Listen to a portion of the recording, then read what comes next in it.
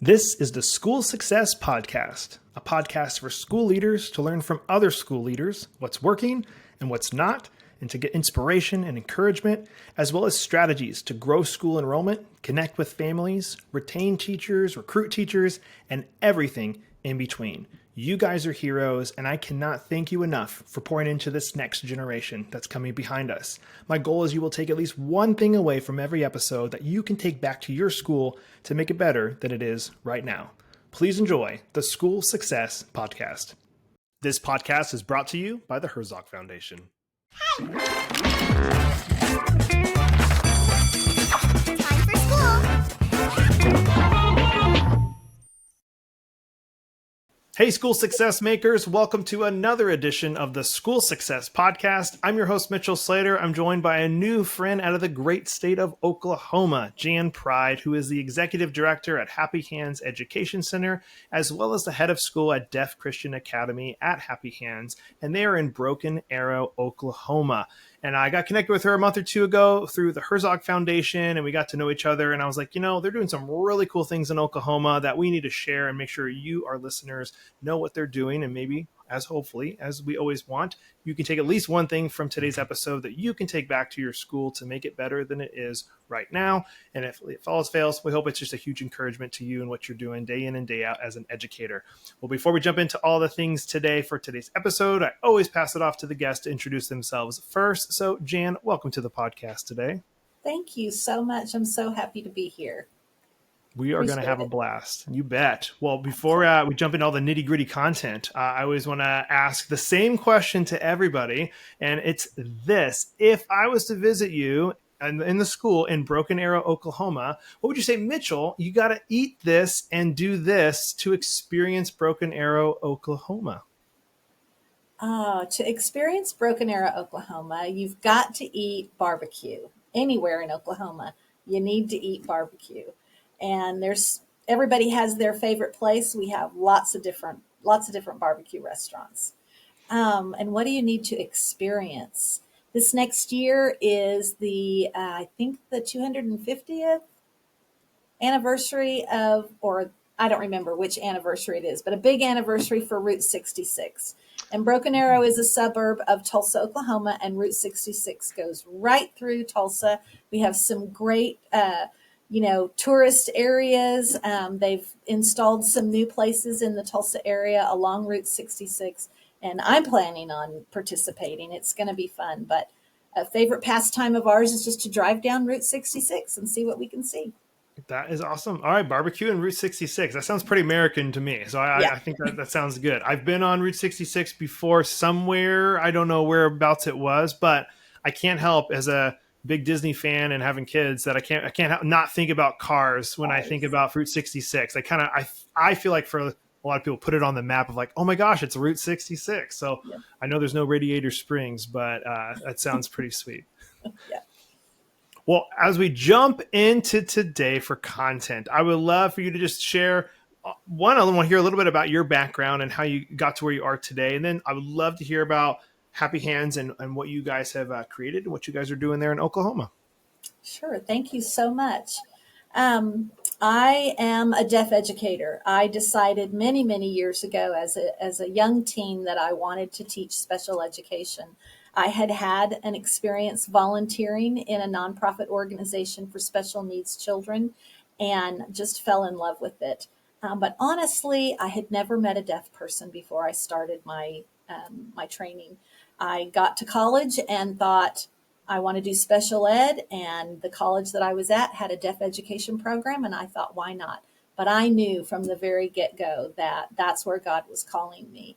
And since that time, I tell people that was in the dark ages, many, many years ago, I have just loved my deaf kids.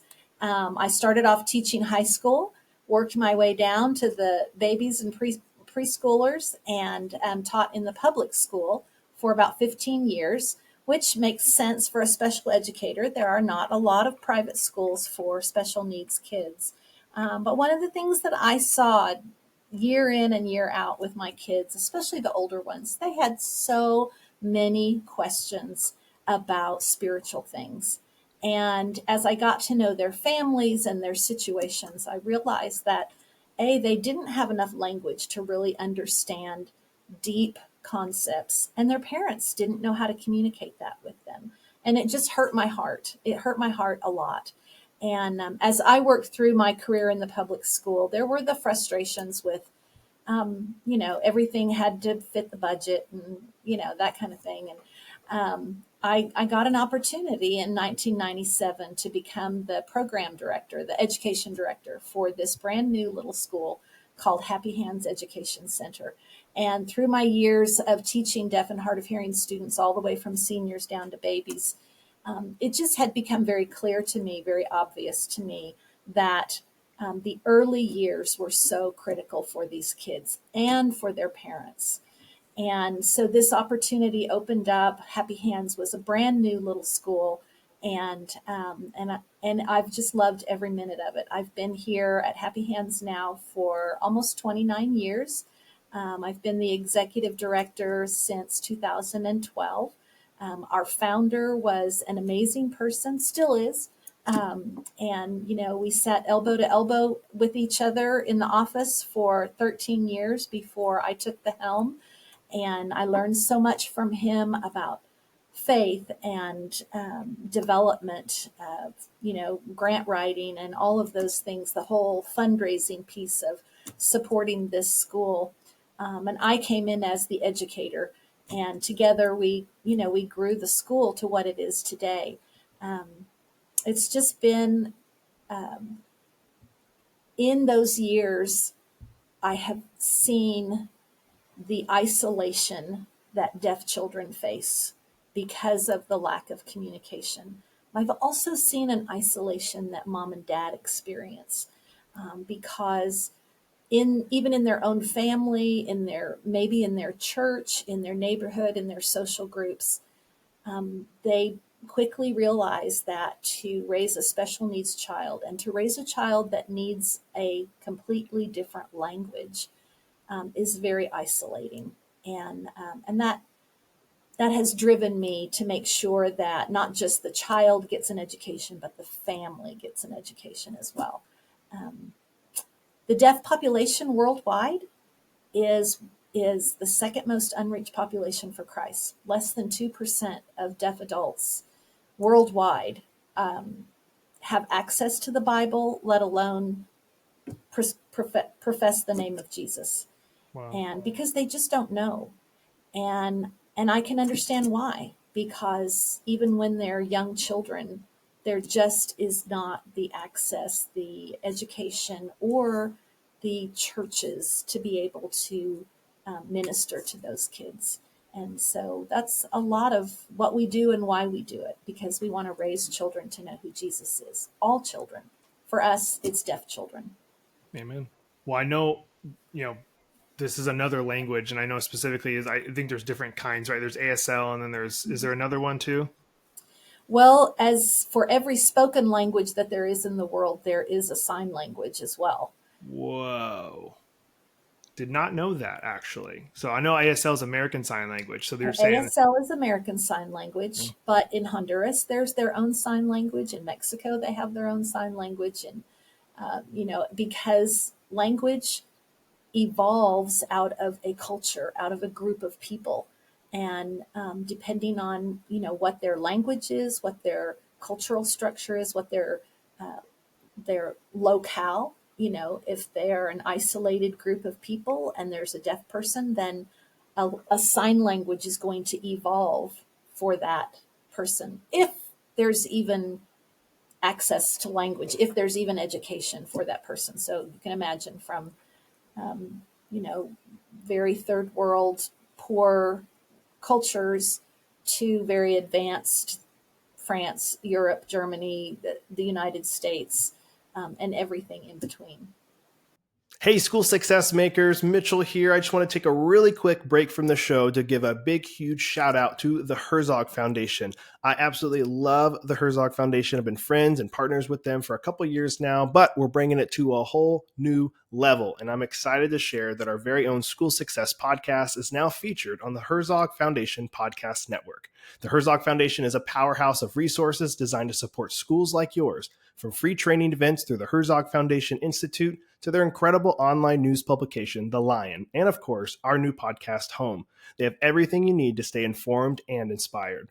And if you're dreaming of starting your own Christian school or co-op, don't miss their online course, Schoolbox. It's a fantastic resource to help you get started on the right foot. At School Success, we're proud to partner with the Herzog Foundation to bring you these valuable tools and insights. So visit herzogfoundation.com to explore all they have to offer. Trust me, you won't want to miss out on these amazing opportunities for growth and success. And I love all the people over there, and I know you guys will too. So please go check them out, and you won't be disappointed. Now, back to the show. Wow. So I had no idea about that. I know, so when I was blessed to be able to be homeschooled growing up, and I know my mom gave me the option for when I picked a language to learn, I picked ASL. I was like, well, I'd rather like learn something so I could help communicate with people that weren't able to communicate with me. That's what my logic was. I don't remember a ton of it, but I remember some of it, and I enjoyed it. And but I remember learning ASL, but I had never learned that everybody. I didn't even think about that until you said that every country would have their own. Is ASL like English, where you can go to other countries and the deaf population in other countries are going to know ASL because it's like the English of the world type of thing? Is that the same or no? Kind of, sort of. ASL is very, very well recognized. It's a very formal language. It has its own syntax and grammar, but a lot of the vocabulary does get copied. So American Sign Language grew out of French Sign Language back hundreds of years ago. There was an influence from a French educator that came to the United States, and so then formal ASL, he was very instrumental in that. And then Laurent Clerc, and there's the Clerc Center or the Clare Center at Gallaudet University in Washington, D.C. He and Thomas Gallaudet really kind of formalized the ASL, and I can't speak to all the history of it, but I've been to Honduras and met with the team that is translating the Bible into sign language for the Honduran community, and some of their signs, because they have an influence of a missionary from the United States, some of their signs are similar to some of our signs, but they speak Spanish and their grammar is different and their culture is different. And so the grammar pieces, the syntax, all of that, it's their own and based on the spoken language in that country. Not based on it. It is hard to understand. Sure. It is hard to explain, but. So would we be the same as like when you learn in Spanish they'll flip words sometimes, where for us we would say it this order, but they have it maybe backwards. Is it similar like that? They'll do the same thing with sign language. It'll be maybe backwards. ASL definitely has its own grammar and syntax. So yes, oftentimes the object, the noun comes first and the descriptors come after, whereas in English, the descriptors typically come before. It's not English. It's not English order. It is ASL. ASL is on the hands, in the face, in the body language. And so, there's phrases that can be expressed by a sign and a facial expression that could mean a whole phrase or a whole sentence. So it is its own language. So when kids take ASL as their foreign language, it is a foreign language. It's not English. But for a person to learn ASL, for a deaf person to learn a second language, they have to have a primary language. And we have the benefit of sound and all the vocabulary that we've heard all our lives that's in our brain. So when we learn a second language, whether it's ASL or Spanish or something else, we apply what we know from our first language. A deaf baby doesn't get any of that benefit. They don't automatically get a first language. And a deaf baby born into a hearing family really doesn't get the benefit of a first language because they don't have access to the sound. It's very complicated. Wow. It's taken me years to wrap my head around all of this, but knowing that a deaf baby doesn't have access to any language other than facial expressions and gestures without a formal language. And only 25% of parents of deaf children actually learn sign language, but 94% of babies born deaf are born to hearing families with no experience in deafness. You can see where all those disconnects begin to happen. So Yeah. our goal is to make sure that they have a primary language, that they have a first language, so that then they can learn English and they can be successful in school and they can have access to the Word of God, and on and on and on it goes. And obviously learning this, it's like learning another language. So it's not like you can just, oh, I'll just take a quick little course, I'll get it in 3 months. We're talking years to learn this, just like another language, to be fluent in it. Am I right? Yes, yes, definitely, definitely. Man, that's a lot. All right, so that's a lot going on. So obviously, you know, kids are, like you're saying, born into a family that is not deaf, and so they can't connect. So the parents are trying, hopefully, to learn that, but they can't properly, serve their child in that way. So they need to find a school to be able to connect with. Is that something that is like, does each city, county in the country have some type of resource for this? I know that's very broad, obviously, and you don't know the whole country for it, but is it common? We're like, oh, this public school has something to serve there, or is that also, it's not readily available across the country for a lot of people, and they might have to move to be able to have somebody that can serve them in that way?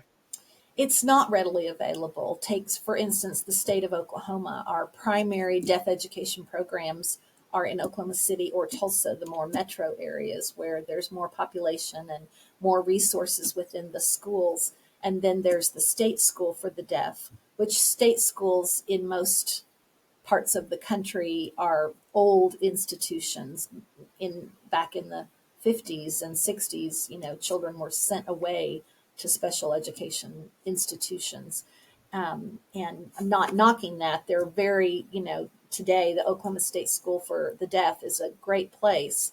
But it's in Sulphur, Oklahoma, in a town where there's not jobs for parents, and it's not close to the metro areas. And that's very common in most states.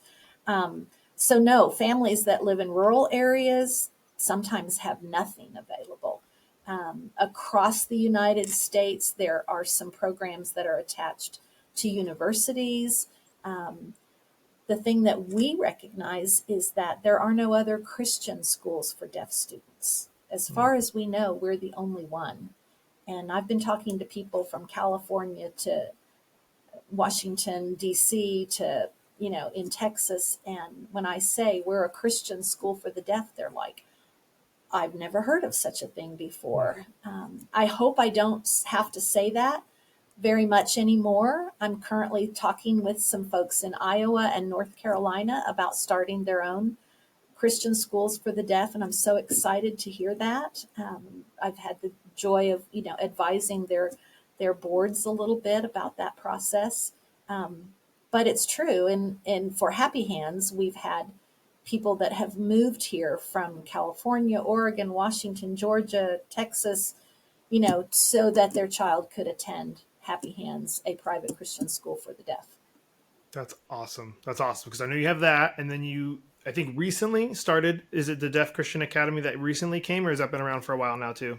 It's pretty recent. So Happy Hands Education Center started in 1994 and served preschool age children, basically infants through pre-K to kindergarten. And then, the vision or the goal at that time was to get them ready for grade school, language-wise, so that they could be successful, and to do it in a Christian environment, to introduce the family to Christ, to support them and minister to them in those early years when it's a very critical time of language growth for children, and a very critical journey for the parents as they're trying to figure out, how do I do this? I didn't expect to have a deaf child. How do I do that?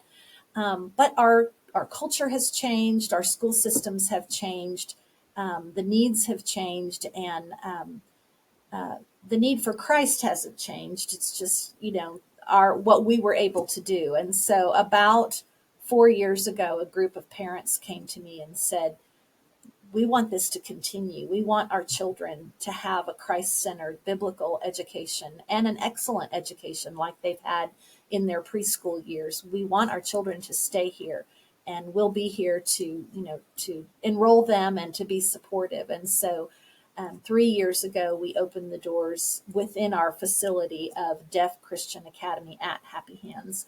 And Deaf Christian Academy is a private Christian school for deaf and hard of hearing children. Currently, we are able to serve kindergarten through fourth grade. The vision is to continue adding a grade level every year. We've done that so far. And I've been recently talking to people in other states, and they're just like, wow, we've never heard of that before, a Christian school for deaf kids. And so here we are. Deaf That's Christian awesome. Academy at Happy Hands. So we're serving infants through fourth grade currently. Love it. I love that you caught that vision and you did that, and you're adding a grade each year. And so, gosh, here in 8 years, you're going to have a full K-12 down to infant down to, or all the way up to 12th grade. That's pretty sweet. You have to start your own college after that too, Jan. What do you My think? You up for the goodness. challenge? Oh my goodness. I That's don't so know. cool. Well, I know that there's technology's advanced, pretty from my outside looking in pretty quickly. I know there's the implants that people can get that can help with hearing. Is that, I don't actually know much about that at all. Is that something that can help everybody, or that's a very small piece of that of the demographic that can help? What does that look like for children and adults to get that? Yeah. Technology's been amazing.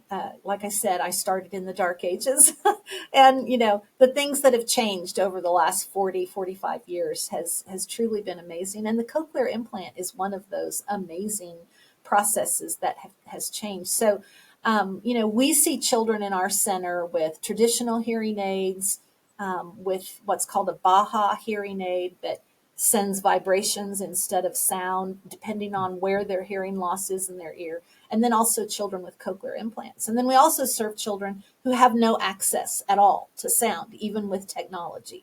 And so every child is very different. The cochlear implant is a great option for those that still have viable nerve endings that it can be connected. And it is a surgery. It goes through the ear and to the inner ear, where it connects with the cochlea and some viable nerves and that are responsible for sound, and then connects to the brain. But there are children that don't have the cochlear. That's why they can't hear, because that part is missing, or they don't have enough viable nerve endings. And so a cochlear implant is not appropriate for those children. For adults that lose their hearing later in life, they already have, when we think, we hear words in our head. That's our language. We read, but we hear it in our head. So if that's already there from previous hearing, and then they lose their hearing, then the cochlear implant is great. People say that it's not the same as what normal hearing is, but the brain learns to make adjustments for that. It's kind of people describe it as a techno sound, But when the brain already has that, it works great. But if you put a cochlear implant on an infant who's never heard sound, there's lots and lots and lots and lots of training and therapy that happens to make that successful. But we have kiddos in our program that are not cochlear implant candidates. We have kiddos in our program that received their cochlear implants and it just didn't take for them for whatever reason. We have kiddos in our program that do great with their cochlear implants. Our goal is to make sure that they have language, that they have access to language. And so that language might be through the air, or it might be through the air, through their eyes. So signing means they have access all the time. When the cochlear implant is off, or broken, or for a 3-year-old who threw it over the fence or put it in the toilet, or when there's fluid in the ears or when there's some other obstruction, we still have signing. And so in our program, we employ all of those strategies, whatever it takes. I tell parents, we will sign, we will speak, we will dance, we will use print, we will use it all to make sure that language happens with that That's child. awesome. That's awesome. I know. I remember my mom sharing a story when she was younger. She went to New York City with some friends, and they both knew sign language, and so they were using it across the street in New York Yeah. City to communicate what they were talking about. And I was like, "That's genius! Like if you had that and you didn't have to yell, or you didn't have a cell phone, and you could just communicate wherever." I was like, That's pretty sweet, actually." My own children are hearing, but they knew enough signs to know what I was saying across the sanctuary during church. Mommy's about to hit us. Mommy's going to give us a spanking or something, like or whatever it was. That's funny. I know you guys mentioned, you mentioned in one of our first calls, you guys are in a debt-free building, which is awesome and huge. How did you guys make that happen? What did that look like? Well, part of our vision is, like I said, to make language accessible to children always. Our vision is to make sure that this education and a Christian education and our services is accessible to families. And oftentimes, when a family receives the diagnosis that their child is deaf, it's not what they were expecting. They weren't planning on it. They didn't know about the medical bills and the therapy bills and all of those kinds of things. So we've always said that we will never turn away a child because of the family's financial situation. So, as a nonprofit organization raising funds, one of the things that we dreamt about was having our own building. We spent the first year in a borrowed room at another school. We spent 2 years in some space at a church where we had to set it up on Monday mornings and take it down on Fridays because it was shared space. And I'm sure lots of private schools have gone through that same situation. And then we spent 13 years in a 1,600 square foot 3-bedroom house. And it was a blessing to be a house that was directly behind a church that they owned, and they allowed us to use the space and to kind of overflow into the church for large events and things like that. But we did dream about what would it look like to have a building that was specifically for deaf and hard of hearing children. And so in 2006, we were able to purchase a piece of property. And then in 2008, we won a grant from a foundation that operated in Arkansas, Oklahoma, and Nevada. And their primary purpose was capital buildings. They did a lot of work on college campuses, especially, but they found an interest in us, and we went through the very competitive process of a grant with the Donald W. Reynolds Foundation. And in 2008, we won a $6.8 million grant. Whoa. And so it's probably one of the hardest things and scariest things I've ever done. But that put us into a capital campaign mode.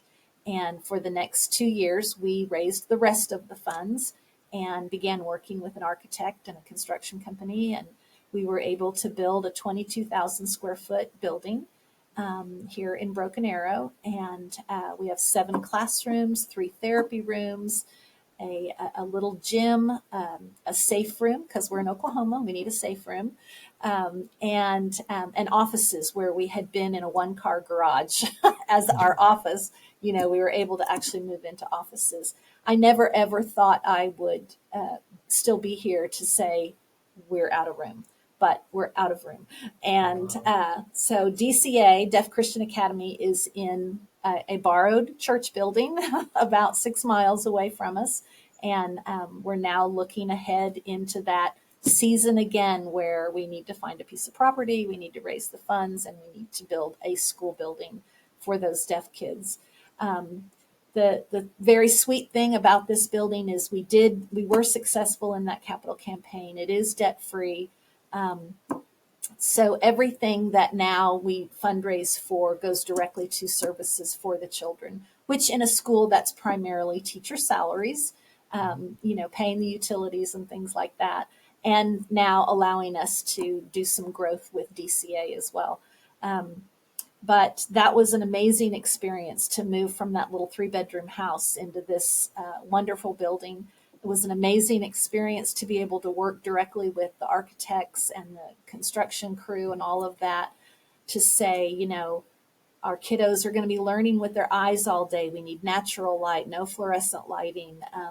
Natural light meant high ceilings. That meant acoustic issues. So then putting in the right kinds of materials to take care of the acoustics in the classrooms.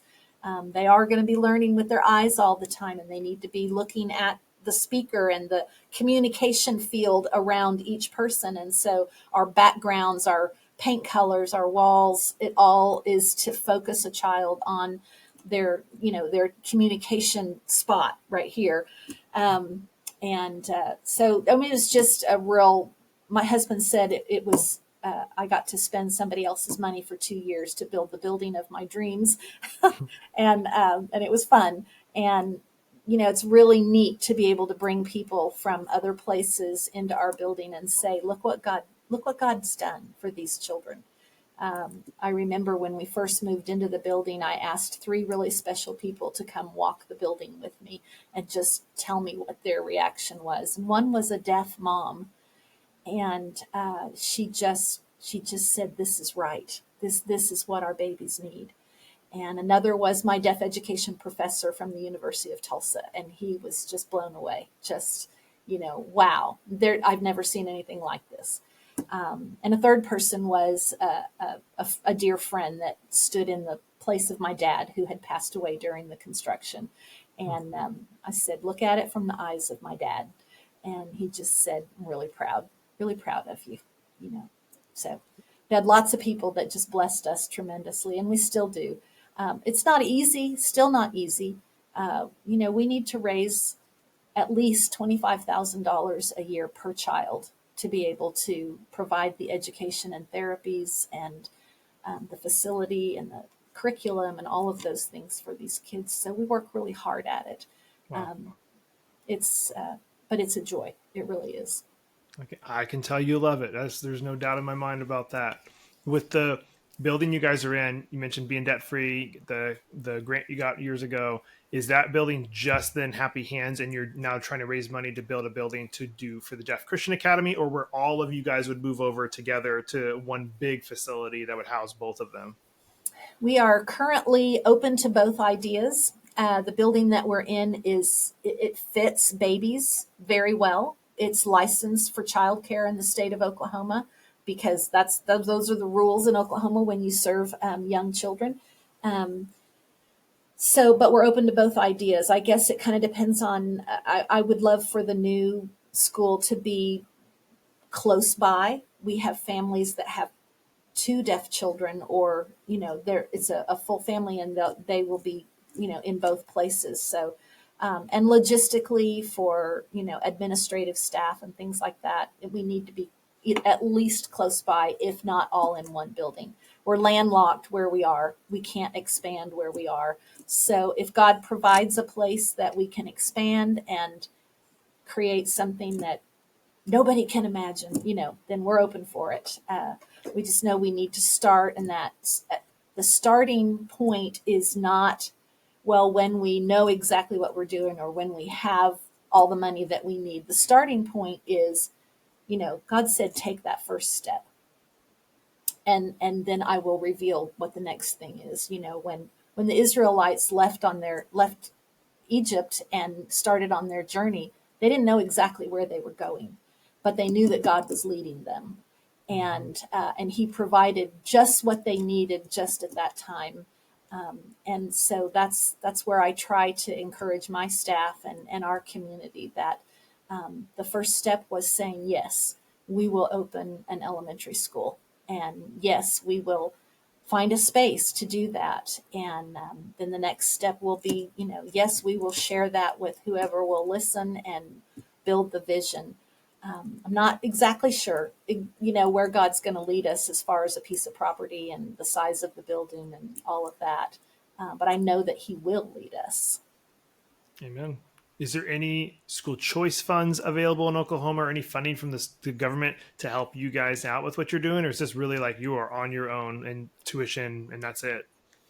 In the last 3 to 4 years, the landscape has changed in Oklahoma. We do now have a parental choice tax credit for people that are choosing private school, and that includes people that are choosing private school for special needs children. So that we stay current with all of the laws and legislation in Oklahoma so that we can benefit from that as well. That's helpful to families. There's also, in the last 8 years, maybe a scholarship that's funded by the state for children with special needs that are not, for some reason, getting what they need in the public school. And so they can use those funds to attend a private school. And Happy Hands stays very current with all of the requirements for that. It's a benefit to the parent. The parent has to apply. It's not a voucher system in Oklahoma, but it is a scholarship.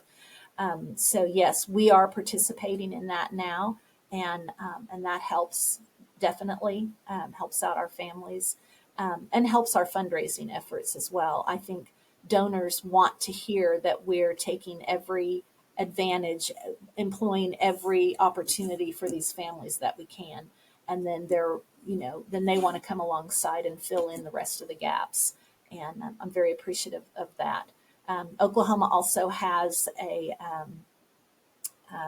another tax credit program when you work with a scholarship granting organization, similar to what the federal government just passed with the education something tax credit. And so Oklahoma has had that for a while. So that's a benefit to the child for scholarship, but it's also a benefit to the donor. So those are funds that we raise through our donor, but we give them the opportunity to go through the scholarship granting organization, and then that organization reports it to the tax commission, which then gives them a tax credit on their donation. So really, a donor can donate with certain caps, a 2-year commitment, name Happy Hands as the recipient, and the donor can get up to 75% tax credit back on that donation. So it's a win-win for everybody. Hey, I just want to take a really quick break from the podcast to highlight one of our amazing partners and sponsors, ClassReach. If you're a new school administrator or founder and are struggling to keep up with all the hassles of planting a new school, like collecting tuition, communicating with parents, or handling student data, then you need ClassReach. ClassReach is the all-in-one software that helps with everything from admissions and tuition to classroom management and parent communications. Sign up for a free consultation with one of their school specialists and see how ClassReach can help your school grow today. You guys can check them out online, classreach.com. They are a kingdom-minded company, and I love their leadership team there. I've become friends with a lot of them. They truly are a great company. I support them, and I love them, and you guys will love them too. Check them out at classreach.com. Now, back to the show. That's awesome. I know more states are thankfully rolling out similar things like that. Yes. That's been able to help some of these schools. So that is encouraging to hear.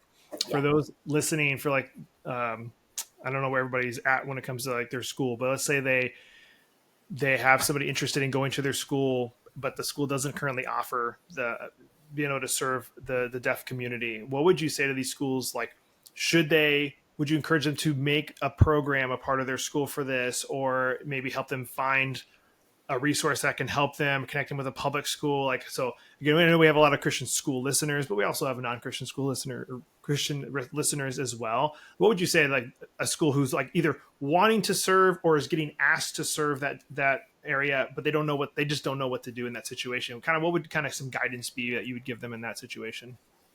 Yeah, I'm always hesitant to say start a program for one child, because that's just hard. However, as far as deaf children and the language needs that they have, because ASL is recognized as a world language, and can count for high school credits for foreign language, I would encourage a school to think about how can we reach out to the deaf community just through learning ASL? So maybe it would be an ASL club, or getting to know a deaf group, a deaf community in their area, and saying, we want to learn more. We want to become aware of the needs of the deaf in our community, and then and grow from there. Because there needs to be that community of language in that school. For any special needs, definitely reach out to your public school and your state organizations for children with special needs, and find out what are the requirements, what are the pros and cons about being able to support that in our school. But most of all, love on the parents. There's so much stress and so much, like I said earlier, isolation for parents of special needs children. We know that the divorce rate is higher for special needs families. We know that there's trauma involved, and they can start by praying and reaching out and just loving on those families, even if they can't provide the full education component for those kiddos. Pray about where God is leading you, and seek out information from others and learn. And don't be afraid to try something new. But a great way to start with the deaf population is offer a sign language club, or connect with a university nearby that's teaching ASL, or another high school that's teaching ASL, and find out how you can put that into your program. And right there, that says we're deaf friendly, we care, we want to be able to communicate and share Christ with everybody, whether they can hear or not. Amen. That's good. Well, I got one final question for you before we wrap up for today. And it's, we got all these school leaders listening, and you've given lots of advice already. But if you were to share one more final piece of advice for the school leaders listening, what would that one final piece of advice be? You make that so hard. One piece of advice. It could be two or three. Open your heart. Open your heart, which includes opening your doors to people that are different. They need Christ, just like the rest of us. I know if I'm talking to other Christian schools, every school has their focus, whether they're a covenant school or a missional school, or, if they're classical or something else, and that's fantastic. But we all need to open our hearts to people groups, cultures, languages that are not our own. And we need to reach out and serve. And that can happen through, we've got a Christian school down the street that sends over a group of junior and senior girls twice a year to do a project here.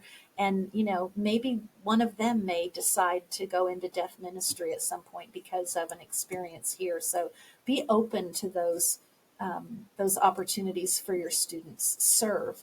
We're supposed to serve. And then I guess the other piece of advice would be,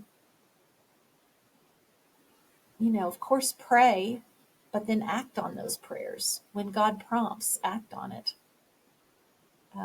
It feels scary, and it feels like maybe this is not what we're supposed to do. But if God's prompting you, it's supposed to happen, and He'll lead you in whatever that is. This is awesome. And call me. Yeah.